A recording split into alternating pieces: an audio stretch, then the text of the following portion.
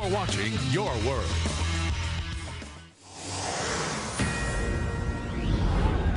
Violent protests breaking out in Tunisia. Yeah, Tunisia. Protests blamed in part on skyrocketing food prices. Things like milk have been doubling by the week. Things getting so bad that the president of Tunisia fled the country. All of this as Americans are starting to get a dose of food inflation here as well. Consumer prices, while still tame, are surging. About 0.5% last month. That's the biggest increase, though, in a year and a half. And while it's largely blamed on the spike in gasoline prices, food costs are also jumping. Meat and poultry and fish, they're up 5.5% from a year ago. Dairy products up nearly 4%. Sugar and sweets up 2%. And with prices for corn and wheat just about doubling since June, Craig Smith says the nation could see its biggest spike in inflation ever. He is, of course, the CEO of Swiss America. He's been uncannily accurate about trends of late. Very good to have you back on, my friend. What do you make of what's happening here?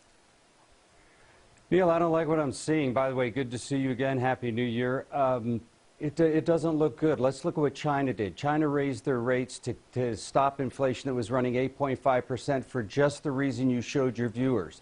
They're worried about social unrest. And if you look at the postal rate increases just the other day, those were 11.3%. I think that we are headed for much worse inflation than we saw during the Carter years, Neil. Well, you know, let's in Tunisia, of course, it's always a different example. Food is a big part of it. When obviously the basic staples are doubling on a weekly, sometimes even quicker than that basis, depending on the item, it can get people upset, and then it looks like no one's in charge, and then the guy running the country leaves. That's a mess. I'm not saying at all that happens here, but we are seeing outbreaks of this same sort of thing on spikes and in key, staples that get people unstable. Right. Where's this going?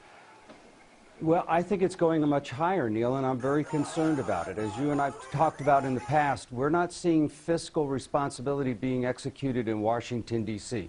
And look, if we think these minor little tax cuts that we're going to get in income taxes are going to offset 10, 20, 50% inflation rates, we're dreaming. Now, everybody's going to say, Craig, that's ridiculous. We're a reserve status nation. We've got, we're the reserve currency of the world. That will never happen.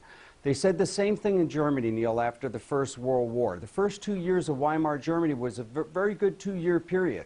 And then the pent-up money that was out there, like we have, $2 trillion in businesses and $1 trillion in the banks, started moving into the system. It created money velocity. All of a sudden, monetary inflation became price inflation.